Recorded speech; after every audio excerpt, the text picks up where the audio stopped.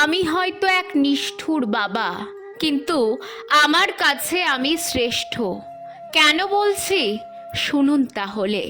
যে বাবা মা সন্তানের জন্য নিরাপদ পরিমাণ সম্পদ রেখে যান, তাদের সন্তানদের আমি দিনে দিনে নিঃশেষ হতে দেখেছি।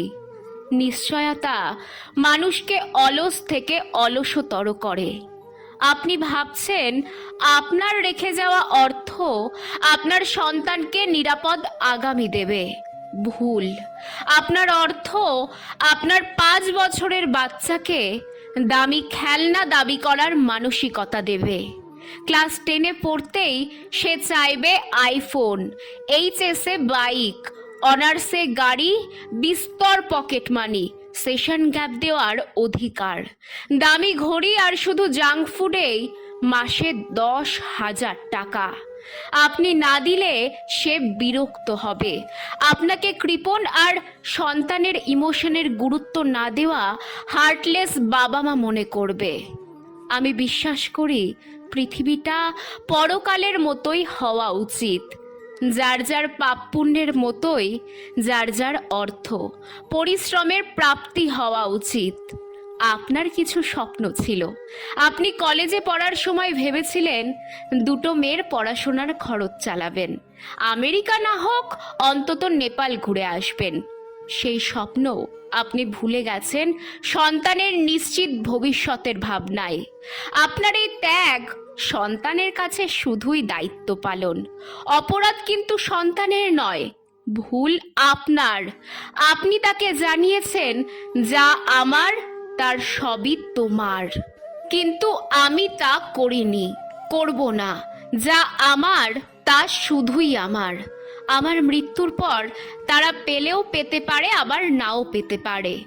আমার যদি কঠিন কোনো অসুখ হয়, আমি ওয়ার্ল্ড ক্লাস ট্রিটমেন্ট নেব, সমস্ত প্রপার্টি বিক্রি করে। মাত্র 5 দিন বেশি বেঁচে থাকার জন্য হলেও এটা আমি করব। আমার সন্তানেরা সেটা জানে, তাই তাদের কোনো নিশ্চয়তা নেই। তাই তারা সারভাইভ করা শিখেছে, আমি শিখিয়েছি। আমি শুধু তাদের পড়া আর চিকিৎসা নিয়ে কোনো প্রকার কার্পণ্য করিনি, করব না।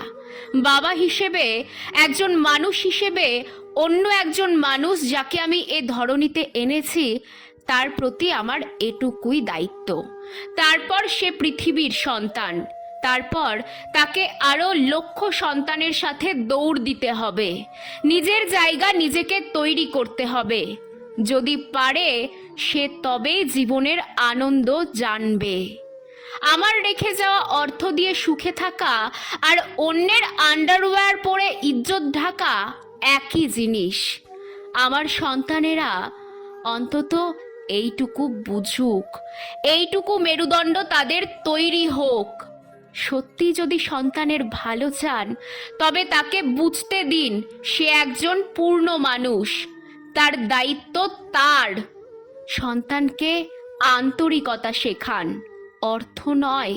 একটা কথা মাথায় রাখবেন, এটাই আপনার সন্তানের প্রকৃত শিক্ষা হওয়া উচিত।